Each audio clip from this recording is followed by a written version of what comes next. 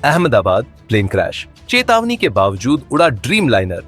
विमानात्मक विमान का संतुलन बताने वाला सेंसर फेल होने का अलर्ट था। सरकार बोली अभी नतीजा न निकालें। अहमदाबाद में 12 जून को एयर इंडिया के बोइंग 787 ड्रीम लाइनर के क्रैश होने शुरुआती जांच रिपोर्ट शुक्रवार रात करीब 2:30 बजे जारी की गई। ये report aircraft accident investigation bureau AAIB ने जारी की है। भारत सरकार की यह संस्था हवाई हादसों की जांच करती है। AIB की रिपोर्ट में कहा गया है कि AI-171 कोड के साथ लंदन जाने वाले एयर इंडिया ड्रीम लाइनर ने पिछली उड़ान दिल्ली से अहमदाबाद के बीच भरी थी। उड़ान के ठीक बाद पायलट ने STAB POS XDCR की इसके नाम का तकनीकी अलर्ट दर्ज कराया था। इस अलर्ट का मतलब है कि विमान का संतुलन बताने वाला सेंसर फेल हो सकता है। ये सेंसर बताता है कि विमान का हॉरिजॉन्टल स्टेबलाइजर पिच बैलेंस बनाने वाला पिछला पंख किस स्थिति में है। यदि यह डेटा सही न मिले तो ऑटो पायलट,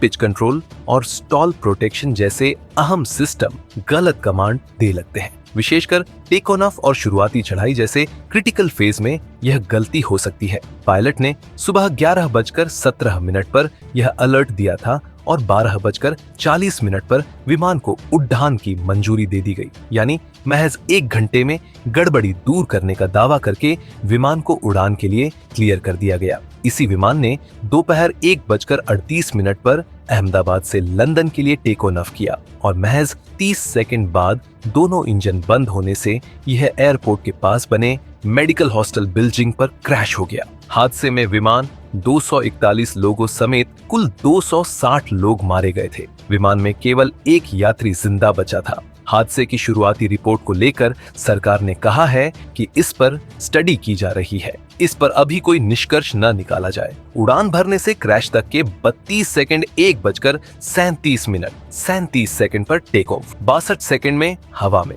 3 सेकंड में स्पीड 180 नॉट्स, 1:38 22 सेकंड दोनों इंजन के बीच 1 सेकंड के अंतर से रन से कट ऑफ हुआ। इंजन धीमे होने लगे। 1:38 एक पायलट ने दूसरे से पूछा, इंजन क्यों बंद किया? दूसरे ने कहा, मैंने नहीं किया। 1:38 सेकंड सैम एयर टरबाइन ने हाइड्रोलिक पावर देना शुरू किया। दोनों इंजन स्पीड खोने लगे। 1:38 से 1:38 56 फ्यूल सप्लाई चालू, पर दूसरा इंजन चालू नहीं हुआ। 1:39 5 सेकंड पर मेडे कॉल दिया। डेटा रिकॉर्डिंग बंद हुई। 1:44 पर धमके बचाव के लिए निकलने लगी। अहमदाबाद में क्रैश एयर इंडिया विमान के साथ आखिरी पलों में क्या हुआ था? Aircraft accident investigation bureau AIB ने 15 पेज की शुरुआती रिपोर्ट में इसका उल्लेख किया है। इसके अनुसार दोनों पायलट अनुभवी और उड़ान के लिए फिट थे। विमान भी फिट था। उड़ान भरने के 3 सेकंड में ही फ्यूल स्विच बंद हो गए। रिपोर्ट किसी निष्कर्ष पर नहीं पहुंची है, लेकिन जांच की दिशा काफी हद तक स्पष्ट हो रही है। इंजन फ्यूल कट ऑफ होना असामान्य है। ऐसे में तकनीकी या मानवीय चूक दोनों पर जांच बढ़ेगी। क्रिटिकल रिकवरी सिस्टम फेल या देर से एक्टिव होना भी जांच के दायरे में है। विस्तार से जानते हैं रिपोर्ट में क्या क्या कहा गया है। तकनीकी दिक्कत थी, पर 1 घंटे में ही विमान रिलीज। 12 जून को विमान दिल्ली से AI 4323 के रूप में अहमदाबाद पहुंचा। इसने सुबह 11:17 पर लैंड किया। क्रू ने लॉग में STA POS XDCR दर्ज किया। समाधान कर 12:10 पर अगली उड़ान के लिए विमान रिलीज। इसे AI-171 के रूप में लंदन जाना था। उड़ान दोपहर बाद 1:10 थी। पायलट पर्याप्त विश्राम कर चुके थे। ब्रीथ एनालाइजर टेस्ट में क्रू पूरी तरह फिट मिला। 55,200 किलो ईंधन था। टेक ऑफ वजन 2,13,401 किलो था। यह सब सीमाओं के भीतर था। टेक ऑफ तक सब कुछ सामान्य ही दिखा। Advanced surface movement guidance and control system के अनुसार विमान में 34 दोपहर 1:18 और 38 सेकंड बजे रवाना हुआ। टैक्सी क्लियरेंस 1:25 और 15 सेकंड बजे मिला। दोपहर 1:26 8 बजे विमान ने टैक्सी करना शुरू किया। टैक्सीवे R4 से रनवे 23 पर पहुंचा। विमान ने इसके बाद बैक ट्रैक किया और लाइन अप हुआ। टेक ऑफ की अनुमति 1:37 पर मिली और विमान ने 1:37 पर 37 बजे टेक ऑफ रोल शुरू कर किया। ये फॉर डेटा के अनुसार विमान ने टेक ऑफ निर्णय गति वेग पार करते हुए 1:38 बजे 153 नॉट्स IS करीब 283 किलोमीटर प्रति घंटा। विमान के एयर ग्राउंड सेंसर्स 1:38 बजे एयर मोड में स्थानांतरित हो गए। ये लिफ्ट ऑफ की पुष्टि करता है। विमान के टेक ऑफ करने के इस बिंदु तक सब कुछ सही था, कहीं से भी कोई चीज असामान्य दर्ज नहीं की गई थी। एसोसिएशन ने कहा, पायलट की गलती बताने वाली रिपोर्ट पक्षपाती एयरलाइन पायलट्स एसोसिएशन ने कहा है कि प्रारंभिक रिपोर्ट के बिंदु और दिशा पायलट की गलती का संकेत देते हैं। हम इसे खारिज करते हैं। योग्य अनुभवी कर्मियों को अभी भी जांच दल में शामिल नहीं किया जा रहा है। सवाल यह भी उठता है कि रिपोर्ट बिना किसी हस्ताक्षर मीडिया में लीक कैसे कर दी गई। सरकार ने कहा, ये शुरुआती रिपोर्ट, अभी कोई निष्कर्ष न निकाला जाए। केंद्रीय नागरिक उड्डयन मंत्री राम मोहन नायडू ने कहा, ये शुरुआती जांच रिपोर्ट है, अंतिम रिपोर्ट आने तक आधिकारिक निष्कर्ष नहीं निकाला जाएगा। AIB स्वतंत्र संस्था है और हम उन्हें हर संभव सहयोग दे रहे हैं। हमें उम्मीद है कि अंतिम रिपोर्ट जल्द आएगी ताकि हम किसी ठोस निष्कर्ष पर पहुंच सके। AIB के पूर्व डायरेक्टर बोले, शुरुआती और अंतिम रिपोर्ट में अंतर होता है हादसे को लेकर। जहां कुछ एक्सपर्ट पायलट की गलती का दावा कर रहे हैं, वहीं AIB के पूर्व director retired group captain Arbindo Handa कहते हैं कि ज्यादातर मामलों में विमान दुर्घटना जांच की शुरुआती और अंतिम रिपोर्ट अलग अलग होती है।